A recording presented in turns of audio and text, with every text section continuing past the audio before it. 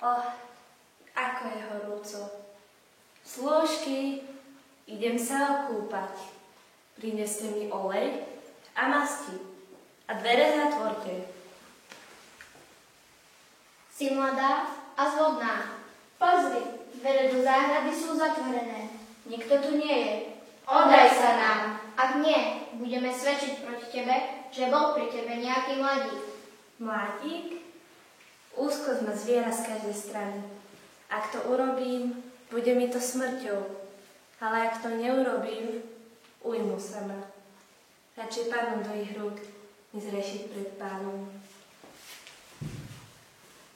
Synovia Izraela, táto žena zrešila v záhrade s mladíkom. A my to dosvedčujeme. Zaslúži si zomrieť. Pane, ktorý vidíš aj skrytosti, pozri, umieram. Zachráň ma.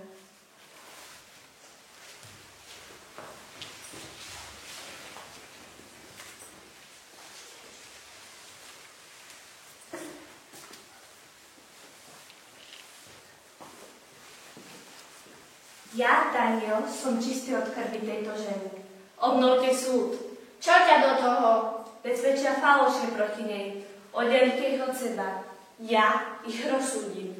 Nemôžeme odsúdiť dceru Izraela bez stopovania pravdy. Nech vydajú oddelenie svoje svedectvá.